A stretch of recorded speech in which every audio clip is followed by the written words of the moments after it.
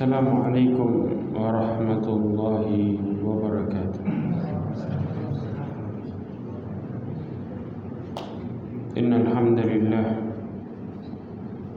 nahmaduhu wa nasta'inuhu wa nastaghfiruhu wa nastahdihi wa na'udzu billahi min shururi anfusina wa min sayyiati a'malina. Man yahdihillah fahuwal muhtad wa man yudlil falan tajida lahu waliyyan mursyida. Asyhadu an la ilaha illallah wahdahu la syarika lah wa asyhadu anna Muhammadan abduhu wa rasuluh.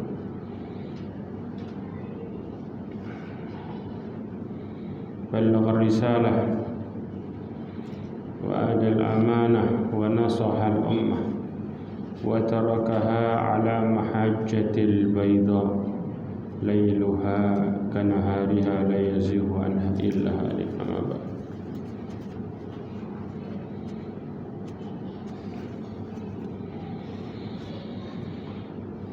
Ma'asyiral mu'minin rahimani wa rahimakumullah.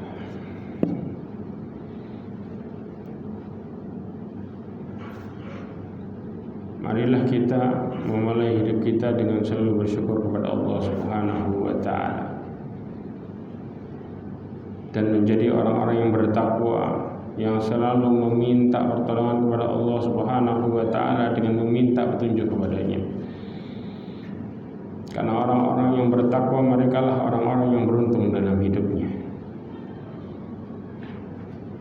Yang kedua, salat serta salam kepada Nabi Muhammad sallallahu alaihi wasallam, khairul anbiya wal mursalin, sebaik-baik nabi dan sebaik-baik rasul.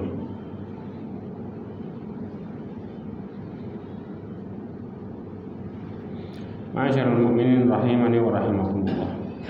Dalam menjalankan kehidupan ini, melakukan ketaatan kepada Allah serta kita takut kepada Allah dengan menjauhi semua larangannya. Ada hal yang kemudian terkadang kita berusaha untuk melakukan itu tapi gagal. Hal yang kita nggak sadar adalah banyak orang yang menjalankan perintah dan menjauhi larangannya dengan mengandalkan diri sendiri, bersandar sama diri sendiri. Paham maksudnya bersandar sama diri sendiri? Kita ini ya, sebelum melakukan ketaatan, memotivasi diri kita dengan mengatakan pokoknya saya harus bisa. Ini cara yang benar atau salah? Salah besar. Orang-orang yang kemudian mengatakan, terus kita harus bersandar sama siapa? Subhanallah. Ya, coba perhatikan baik-baik. Rasulullah SAW ini doa. Ya, doa yang kemudian dibaca saatnya di doa pagi sore. Ya, apa itu doanya? Ya Hayyu ya Qayyum bi rahmatika astaghits. Terusannya apa? Aslih li sya'ni kullah wa la takilni ila nafsi tarfat ain. Subhanallah. Ya Allah, di akhir itu doa, ya Allah, perbaiki semua urusanku, tapi jangan engkau gantungkan diriku terhadap diriku sendiri. Jadi jelas, kalau kemudian seseorang mengatakan saya bisa, bahkan kita nih mau buat janjian sama orang, kita nggak boleh mengatakan saya pasti melakukan itu besok. Nggak boleh. Allah tegur di mana? Di dalam surat Al-Kahfi. Wala taqulanna inni fa'ilu dzalika ghadan illa ayyasha Allah. Allah tuh ngajarin kita dari berbagai segi untuk bergantung diri. Makanya kenapa kemudian keluar rumah baca doa, masuk baca doa, memulai suatu safar baca doa, karena kita suruh bergantung sama Allah Subhanahu wa Ta'ala dalam berbagai kondisi. Sampai buat keputusan pun kita suruh bergantung sama Allah Subhanahu wa Ta'ala. Makanya sering seseorang menemui jalan buntu dalam hidupnya karena ngandelin diri sendiri dan melupakan, walaupun itu dalam posisi ketaatan, kita bilang kan taat kan baik, tapi caranya salah. Dan bahkan Ibnu Qayyim al-Jauzi mengatakan dalam perkataannya, kunci pokok segala kebaikan adalah dengan kita mengetahui, meyakini bahwa apa yang Allah kehendaki pasti akan terjadi, dan apa yang tidak dikehendaki oleh Allah SWT maka tidak akan pernah terjadi. Karena pada saat itulah kita yakin bahwa semua kebaikan, amal soleh yang kita lakukan termasuk nikmat, karena dialah yang memberikan kemudahan kepada kita untuk bisa melakukannya. Jadi image yang di pikiran kita tuh harus jalan sama ini. Ya, kalau Allah berkehendak pasti terjadi, kalau enggak terjadi. Kemudian datangnya kebaikan semua adalah anugerah dari Allah Subhanahu wa taala. Makanya Rasulullah SAW ya, menjelaskan di dalam hadis qudsi, kata Rasulullah SAW ya, faman wajada khairan fal yahmadillah wa man wajada ghaira dzalika fala yalumanna illa nafsa. Rasulullah ngomongin, kalau orang siapa yang mendapati kebaikan dalam amalannya, maka puji Allah. Kenapa? Allah yang ngasih itu. Tapi kalau ternyata terjadi keburukan, jangan salahin kecuali dirinya sendiri. Berarti apa? Kebaikan adalah anugerah, datang dari Allah. Kalau kita ngandalin diri sendiri, bisa kita melakukan dengan baik? Jawabannya enggak. Dari sini, makanya kenapa kemudian kita sampai dikatakan doa itu kondisi yang paling baik. Ulama menjelaskan karena di saat itu adalah seorang hamba merasa dirinya paling lemah di hadapan Allah dan dia butuh sama Allah Subhanahu wa taala dalam segala hal. Tapi dikatakan doa mukhul ibadah. Doa itu intinya ibadah. Makanya sholat isinya semua apa? Doa semua. Doa semua dari awal sampai akhir. Karena di saat itu Allah melihat hambanya dalam posisi ajis, nggak bisa apa-apa kecuali Allah yang bantu. Makanya kenapa kok kemudian ketika kita sujud, Rasulullah mengatakan aqrabu ma yakunul abdu mir rabbi wa huwa sajid fa aktsiru doa. Paling dekat kondisi hamba kepada Allah ketika dia sujud di posisi paling rendah, paling lemah. Maka di saat itu Allah akan menolong hambanya yang menghinakan diri di hadapannya, tidak yang menyombongkan. Yang menyombongkan, Allah mengatakan kepada iblis apa? Fa innaka rajim. Engkau terkutuk. Fakhruj innaka minas sagirin. Keluarlah, engkau termasuk orang yang hina. Karena membesarkan dirinya, karena mengandalkan dirinya. Lihat. Jadi titik baliknya di sini. Kadang-kadang ini yang kemudian kita nggak sadari. Kok ketemu jalan buntu terus ya? Saya berusaha taat, tapi kok nggak bisa. Pertanyaannya, ketaatan diri kita itu kita mengandalkan diri atau minta sama Allah dalam setiap mulai ketaatan, atau berdoa. Ini yang kemudian kita harus pahami. Ketika kita mulai dengan berdoa, kita minta mulai dengan pertolongan kepada Allah, maka Allah akan menolong kita. Ma'asyiral mu'minin rahimani wa rahimakumullah. Karena jelas Allah Subhanahu wa taala berfirman, yang memberikan dan yang menarik itu siapa? Allah mengatakan qulillahumma malikal mulki tu'til mulka man tasha wa tanzi'ul mulka mimman tasha wa tu'izzu man tasha wa tudillu man tasha biyadikal khair. Ujungnya jelas dari semua yang terjadi ketika Allah Subhanahu wa taala mengatakan, katakanlah sesungguhnya Allah yang mempunyai kerajaan. Engkau yang memberikan kerajaan kepada orang yang kau kehendaki. Engkau mencabut kekuasaan dari orang yang kau kehendaki. Engkau memuliakan terhadap orang yang kau kehendaki. Engkau menghinakan terhadap orang yang kau kehendaki. Di akhir Allah mengatakan semua kebaikan ada di tangan Allah. Artinya naik turunnya sesuatu, hilang terjadinya sesuatu, Allah membuat itu semua yang terbaik, bukan apa yang kita pikirkan.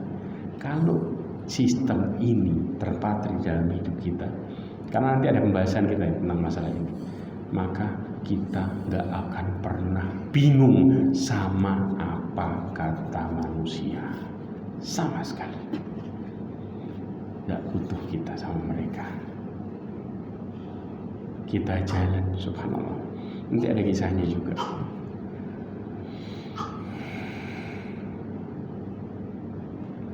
Ya, kita lanjutkan pembahasan kita. Dikatakan hiya narun makhsusah min jumlatin darakat jahannam. Ini sudah dibahas belum? Belum ya? Di bawahnya. Ya ini betul itu betul. Terjemahan itu betul. Sebelah situ ya. Bahwa sesungguhnya yang dimaksud dengan neraka di atas adalah neraka makhsusah, neraka yang khusus. Ya. Kenapa? Darakat jahannam, yaitu salah satu tingkatan neraka jahannam. Karena neraka itu bertingkat-tingkat. Nanti akan jelaskan dikit. Kemudian walau kanat jami'u jahannam fahuwa subhanahu lam yaqul yadkhuluha bal qala la yaslaha illa al-ashqa. Akan tapi Allah Subhanahu wa taala memaksudkan neraka jahanam secara keseluruhan, secara semua. Allah Subhanahu wa taala tidak mengatakan tidak masuk di dalamnya, tetapi Allah mengatakan la yaslaha, tidak terpanggang, illal ashqa, kecuali di dalamnya, ya, kecuali orang-orang yang masuk ke dalamnya, ya, orang-orang yang syaqi. Asyaqi itu apa? Orang-orang yang buruk, ya. Kemudian wala yalzamu min adamis salyiha wa adam dukhuliha fa inna salya akhassu minad dukhul. Subhanallah. Kemudian dikatakan, ya, yang dimaksud terpanggang di dalamnya, tidak terpanggang di dalamnya tidak berarti tidak masuk ke dalamnya. Sebagai sebab terpanggang dalam neraka itu kondisinya lebih khusus dibanding dengan masuk. Masuk itu lebih luas. Kalau Allah mengatakan terpanggang berarti lebih khusus. Karena apa? Adab neraka itu macam-macam. Maka Allah mengatakan la yaslaha, tidak terpanggang kecuali orang-orang yang orang-orang yang buruk. Ya. Wan nafyul akhas la yastalzimu nafyul am. Ada sebuah kaidah yang dikatakan oleh Ibnu Qayyim al-Jauzi, mengatakan menafikan sesuatu yang khusus tidak mengharuskan menafikan sesuatu yang sifatnya lebih umum. Bahkan dalam sebuah kaidah fikih disebutkan, ya, menyebutkan sebagian bermaksud untuk semua. Dzikrul ba'd yuridu bihil kull. Ya, menyebutkan sebagian dimaksudkan untuk semua. Ini yang kemudian terjadi dalam penyebutan dalil. Ya. Maka ada orang-orang yang tertipu. Summa hadzal mukhtar law ta'ammal ayatil lati ba'daha la'alima annahu ghairu dakhil fiha fala yakunu madmunan lahu ayyujannabaha. Maka dikatakan di sini sesungguhnya orang yang tertipu ini, ya, benar-benar memperhatikan. Kalau seandainya dia memperhatikan ayat selanjutnya, maka dia akan mengetahui bahwa bukan orang yang dimaksud dalam ayat tersebut, karena ialah bukan orang yang mendapatkan jaminan untuk dijauhkan dari neraka. Neraka itu bertingkat-tingkat. Allah SWT menjelaskan di dalam surat Al-Hijr ayat 43-44. Allah berfirman, "Wa inna jahannama lamaw'iduhum ajma'in." Sesungguhnya neraka jahanam adalah benar-benar tempat yang telah diancam kepada mereka pengikut-pengikut setan semuanya. Kenapa? Laha sab'atu abwabil likulli babim minhum juz'um maqsum. Neraka jahanam itu punya 7 pintu. Masing-masing pintu sudah dipersiapkan untuk kelompok yang khusus, ya, golongan tertentu dari mereka. Bahkan dijelaskan di dalam tafsir Ibnu Katsir, sesungguhnya pintu jahanam itu bertingkat-tingkat. Sebagian berada di atas sebagian yang lain. Ya. Yang paling jelek yang mana? Bawah. Ya. Tingkatan yang paling buruk yang bawah. Kemudian berikutnya yang atas, yang atas, yang atas, yang atas sampai yang paling atas. Ya.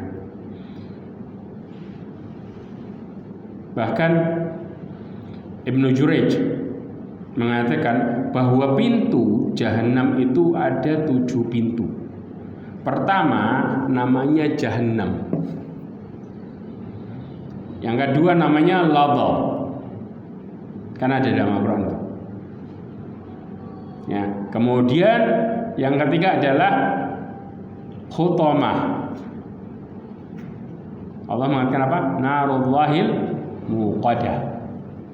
Neraka yang Allah nyalakan. Allati tatali'u 'alal afidah, yang bakar sampai ke hati, itu khutamah. Jadi khutamah ini kalau kita masuk langsung nyamber sampai organ dalam. Habis itu. Kemudian juga ada namanya sa'ir. Allah mengatakan min ashabil sa'ir. Kemudian saqar. Ma salakakum fi saqar? Qalu lam nakum minal musallin. Kemudian jahim. Jahimul limay yar. Ya, neraka jahim. Yang terakhir hawiyah. Ya, yang terakhir hawiyah. Ini pendapat Ibnu Jurayj dalam masalah ini. Kemudian di dalam hadis Rasulullah SAW yang diriwayatkan oleh Imam Ahmad disebutkan an Samurah ibn Jundub. Ana usami'an Nabi sallallahu alaihi wasallam yaqul inna minhum man ta'khudhuhu an-nar ilal ka'bay. Ini dari segi adabnya. Jadi adabnya itu dibakarnya sebagian bertingkat-tingkat juga. Ya, Rasulullah SAW mengatakan bahwa sesungguhnya di antara mereka penghuni neraka ada yang dilahap apinya hingga sampai mata kaki. Ya. Kemudian wa minhum man ta'khudhuhu an-nar ila rukbatayhi.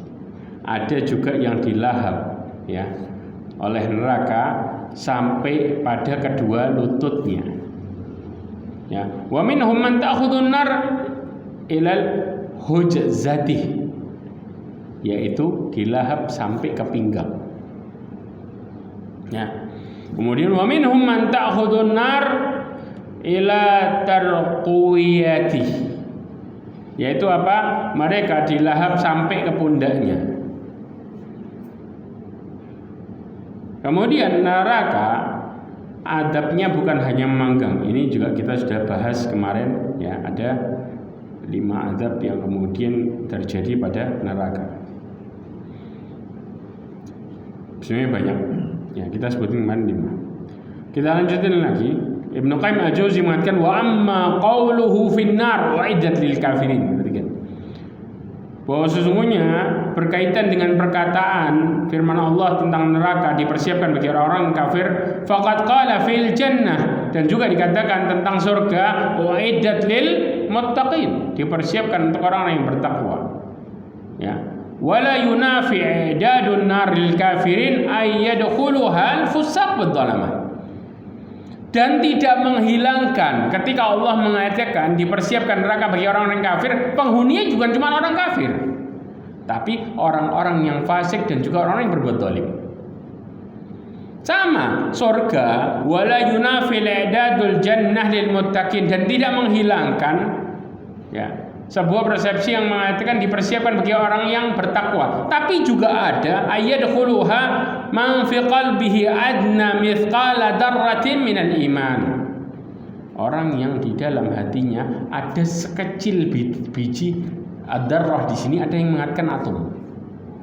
Sesuatu yang paling kecil. Ya, biji sawi itu lebih masih besaran, ini lebih kecil lagi atom dari iman, sekecil apapun dirinya dari iman. Ya, bahkan dikatakan walam ya'mal khairan qat, dan dia tidak melakukan kebaikan sama sekali, tapi dia punya keimanan di situ. Artinya tidak mati dalam posisi kesyirikan. Ya, dalam posisi yang seperti ini dia punya kemungkinan untuk masuk surga. Ya. Loh, kok bisa? Perhatikan baik-baik ya. Rasulullah Shallallahu Alaihi Wasallam menjelaskan di dalam hadisnya, Rasulullah SAW mengatakan,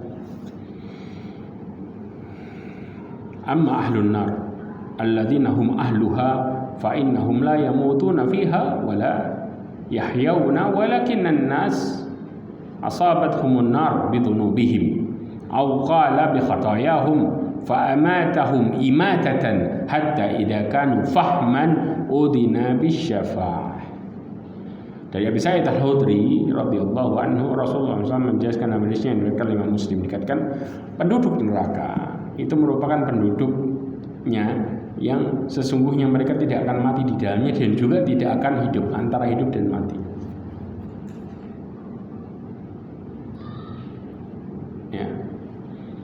Disebutkan walakinnan nas asabathumun nar bidunubihim, tapi orang-orang yang dibakar oleh neraka disebabkan dosa-dosa mereka. Paham ya? Dan juga au qala bi khatayahum, atau juga mereka disebabkan karena kesalahan-kesalahan mereka. Ya.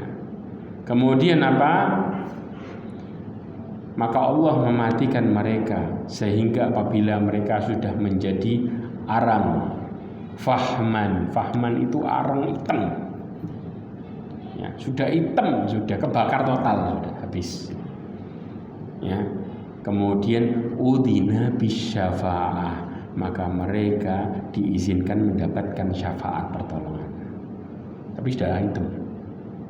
Ya, baru faji abihim dobair, maka Allah mendatangkan mereka kelompok-kelompok. Ini dikeluarkan nih, tapi udah hitam, udah di dalam udah lama, dibakar terus. Ya, fabathu ala anharil jannah, maka kemudian mereka ya dimasukkan ke dalam sungai-sungai surga. Thumma qila ya ahlil jannah afidu alaihim, kemudian dikatakan kepada penghuni surga, wahai penghuni surga, tuangkan mereka air ya dari sungai-sungai itu.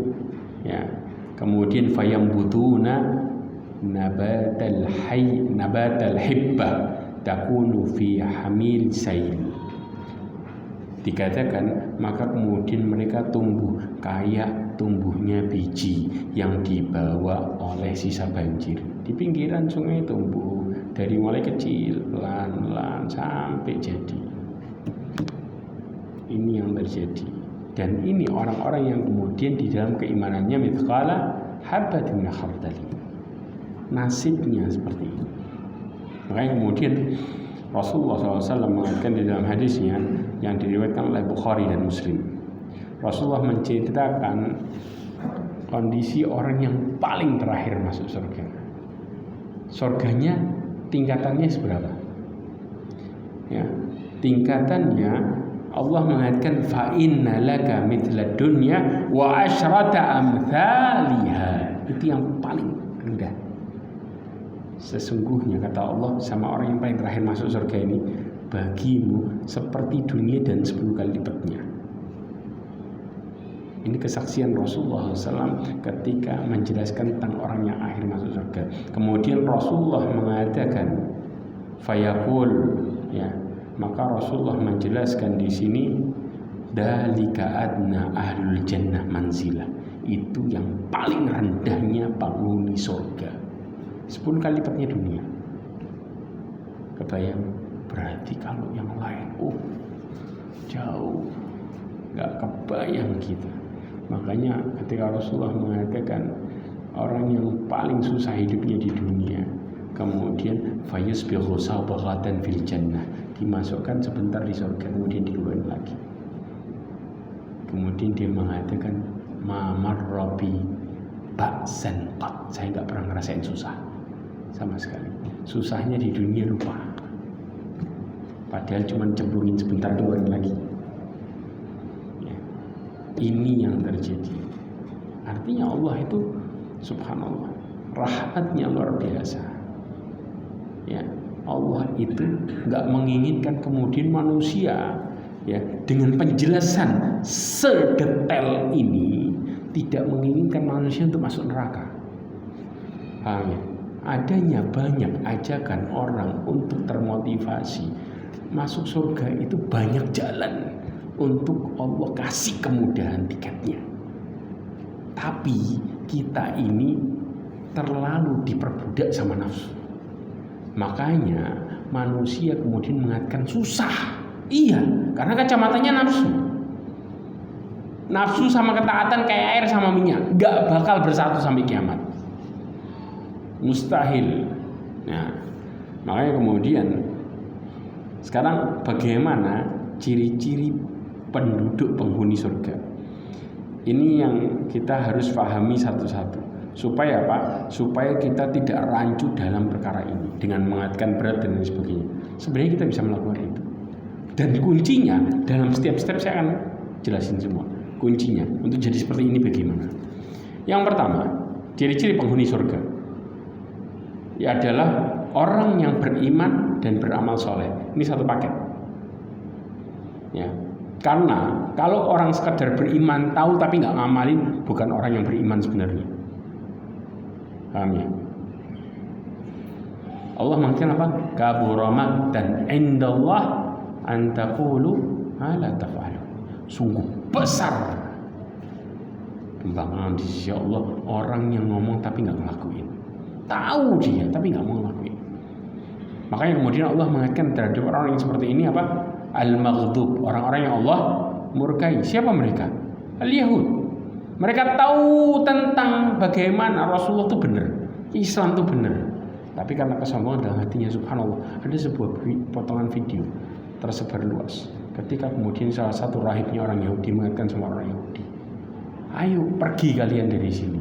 Sesungguhnya orang-orang Muslim sudah paham tentang agamanya. Mereka mulai ketakutan luar biasa.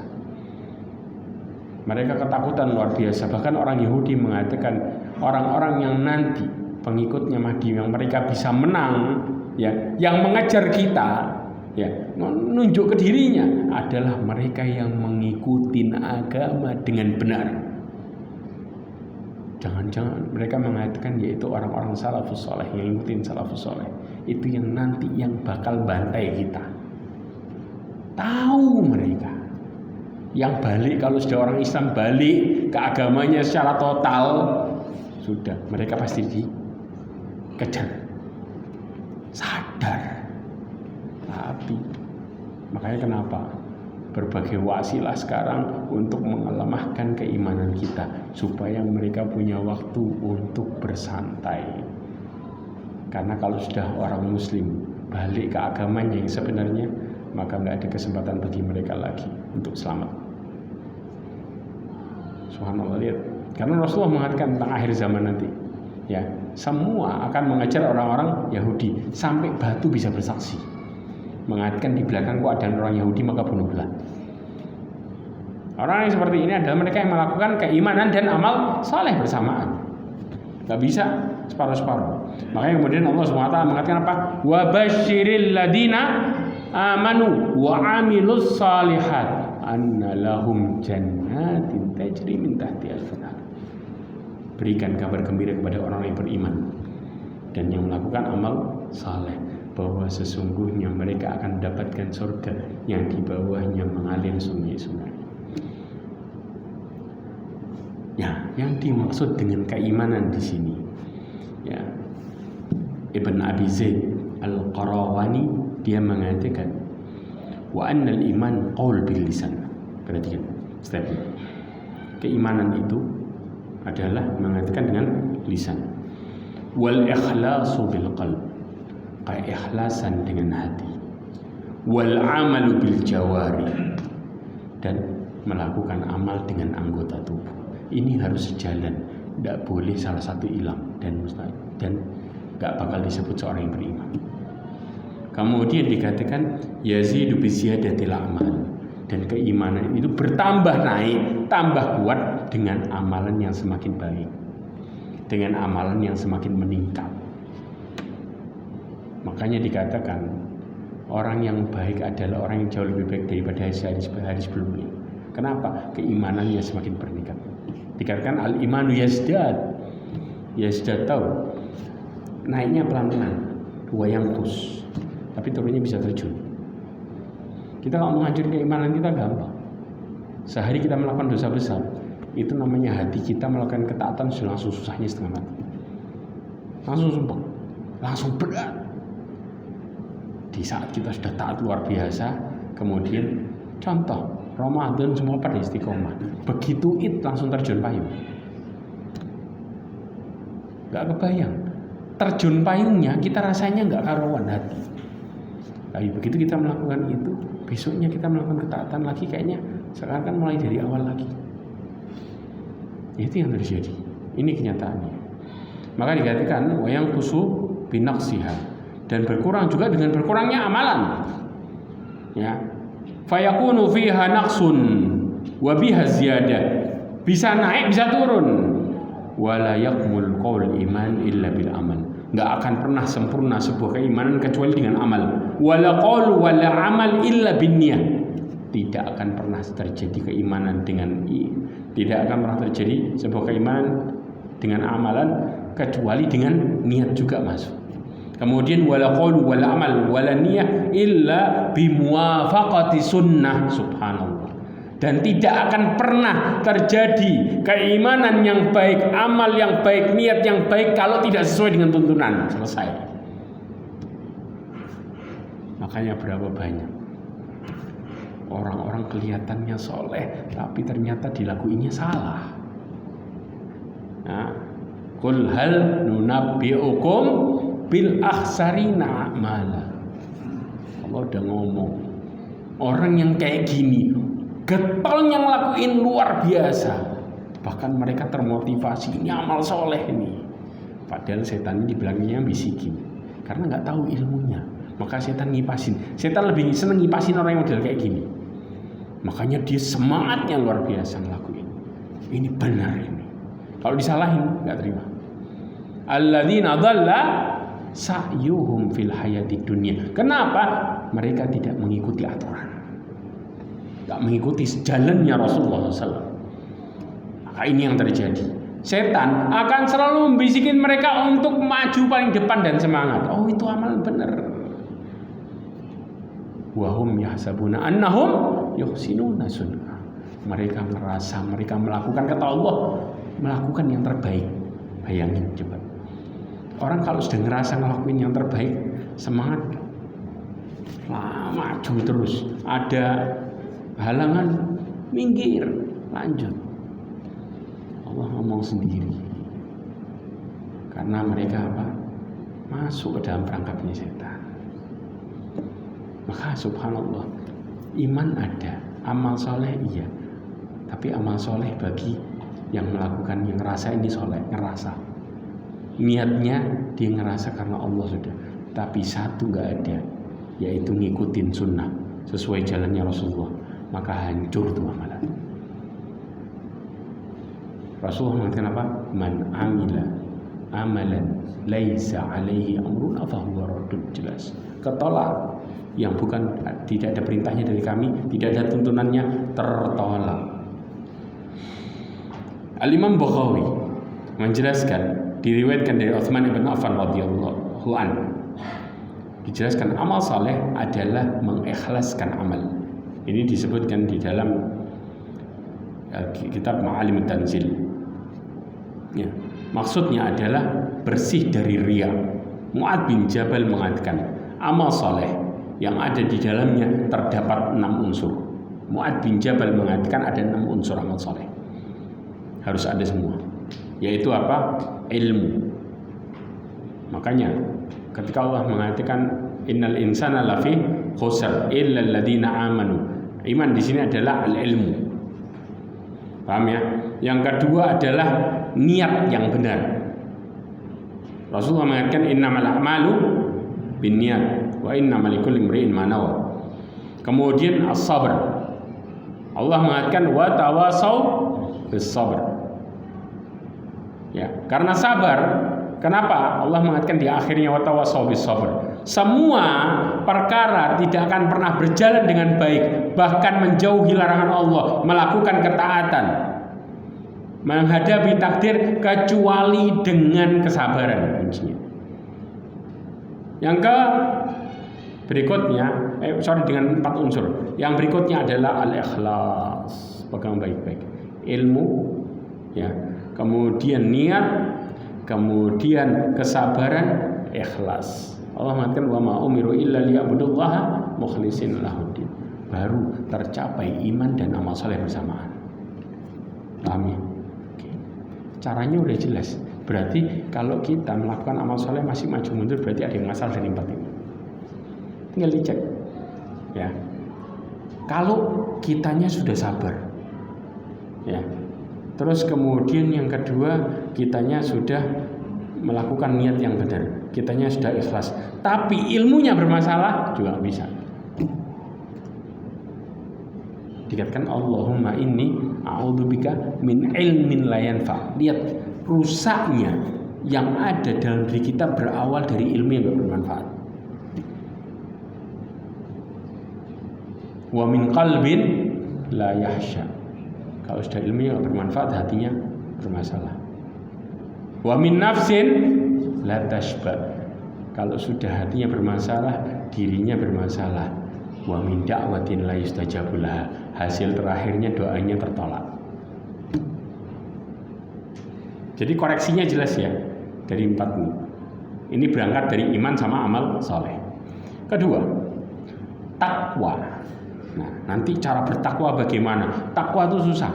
Nah, kalau kita tahu stepnya. Allah SWT berfirman dalam surat Al-Imran ayat 15. Tolong silahkan ini catat baik-baik step ini, ya, supaya kita enggak merasa selama ini ya Allah saya susah jadi orang soleh. Enggak.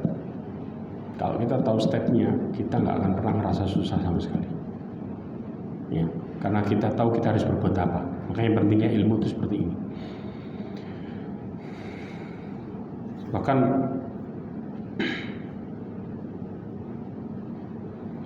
Rasulullah SAW pernah ditanya, ya, ditanya oleh salah seorang dari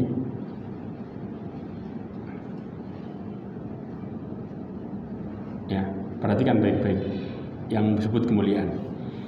Dalam hadis yang diriwayatkan oleh Bukhari, Rasulullah ditanya, qala su'ila Rasulullah SAW, Rasul ditanya, ayyun nas akram, manusia yang paling mulia siapa? Rasulullah mengatakan akramuhum indallah atqahum. Orang yang paling mulia di sisi Allah adalah orang yang paling bertakwa. Qalu laisa an hadza nas'al. Bukan itu yang kami tanya. Ya. Kemudian tanya lagi, fa akramun nas Yusufun nabi, ibnu nabi, wabnu nabi, wabnu khalilillah. Yang paling mulia manusia Nabi Yusuf. Kenapa? Dia anaknya Nabi, anaknya Nabi, anaknya Nabi, anaknya kekasih Allah. Turunannya turunan Nabi semua tuh. Ya. Terus kemudian qalu laisa an hadza nas'al. Bukan itu yang kami maksud. Fa an ma'adil arab tas'aluni. Apakah yang kamu maksud itu adalah dari keturunan Arab? Mereka mengatakan iya, betul. Ini maksudnya kami nih, yang paling mulia itu siapa? Maka Rasulullah mengatakan fakhiyarukum fil jahiliyah khiyarukum fil Islam idza fuqihu. Maka orang yang mulia di antara kalian di jahiliyah adalah yang terbaik di dalam Islam kalau mereka paham agama. Jadi di garis bawahnya besar di situ. Ujungnya Rasulullah mengatakan syaratnya satu. Ya dia bisa jadi orang mulia di Islam kalau paham agama. Kalau enggak. Berarti orang yang mulia di sisi Allah mereka yang melakukan amal soleh dengan paham agamanya. Ini syarat penting mutlak, nggak bisa ditawar. Karena Rasulullah membicarakan sebelumnya tentang masalah orang takwa, tentang masalah para nabi, kemudian baru jelaskan. Berarti orang-orang yang bisa seperti itu adalah orang yang paham agama. Karena apa? Orang-orang yang takut kepada Allah, ibadah innama yakhsyallahu min ibadihil ulama. Orang yang takut sama Allah dari hambanya cuma orang yang alim. Baru mereka punya modal takut gede. Kita lanjutkan sedikit. Karena orang yang kemudian penghuni surga itu ciri-cirinya ada 5. Kita baru jelasin 1 tadi. Yang kedua takwa. Nah, takwa Syekh Utsaimin rahimahullah mengatakan di dalam majalis Syahrul Ramadan, dalam kitabnya ada sebuah kitab majalis Syahrul Ramadan, dia menjelaskan ya, orang-orang yang bertakwa kepada Allah Subhanahu wa taala, mereka yang menjaga diri dari siksanya dengan cara melakukan apa saja yang diperintahkan Allah kepada mereka dalam rangka mentaatinya karena mengharapkan balasan pahala. Ya. Selain itu, mereka meninggalkan apa saja yang dilarang demi mentaati Allah karena khawatir tertimpa hukuman. Ini persis pengertiannya. Ada seorang ulama salaf mengatakan at-taqwa an ta'malu bi ta'atillah ala nuri minallah tarju thawaballah. Engkau taat kepada Allah atas petunjuk cahaya hidayah dari Allah dan mengharapkan pahala dari Allah. Ya. Kemudian antatruka maksiat Allah, menjauhi maksiatan, engkau meninggalkan kemaksiatan kepada Allah SWT. Ala nuri min Allah, atas petunjuk dari Allah. Caranya gimana? Disebutin semua ulama jelasin cara ninggalin maksiat. Maksiat itu apa aja? Ada nggak?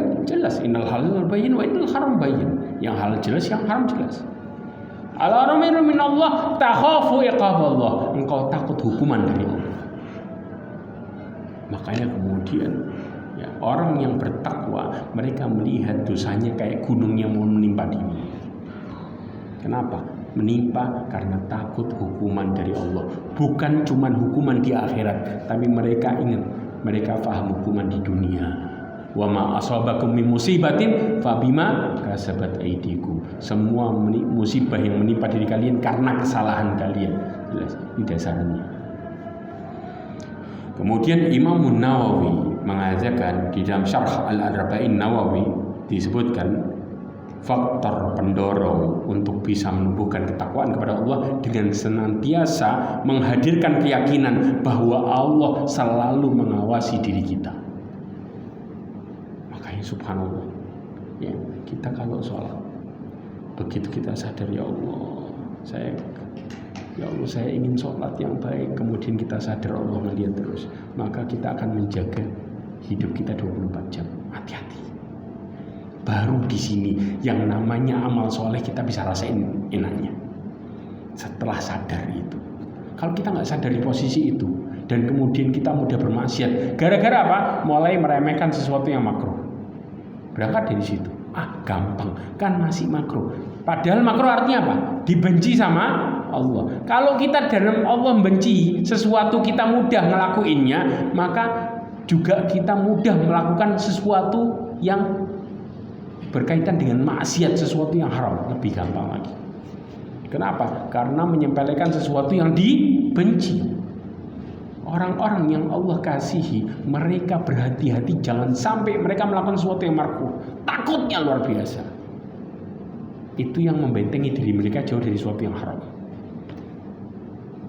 Ya, karena merasa Allah selalu mengawasinya. Makanya kemudian bahkan Imam Syekh Abdurrahman As-Sa'di mengatakan keberuntungan manusia tergantung ketakwaannya. Jadi kalau kita mau bicara hidup kita beruntung nih, pertanyaannya, ketakwaan kita sama Allah seberapa? Berangkat dari situ baru keberuntungan bisa terjadi. Semakin kita besar takwanya, semakin kita akan beruntung. Bahkan dalam rangka menghadapi musibah, kita jadi orang yang beruntung. Kenapa? Menghadapi musibah hati tenang, menghadapi musibah jalan keluarnya di depan. Nah, ini yang nggak didapetin sama orang yang lain pada umumnya manusia. Ya. Maka berangkat dari apa? Dinukil ayat Allah SWT surat Al-Imran ayat 130-31. Allah berfirman, wattaqullah la'allakum tuflihun. Bertakwalah kalian kepada Allah supaya kalian beruntung. Dari sini Syekh Abdurrahman Sa'di mentafsirkan itu. Ya, kenapa? Wattaqun naral lati uiddat lil kafirin. Takutlah kalian kepada neraka yang dipersiapkan untuk orang-orang yang kafir.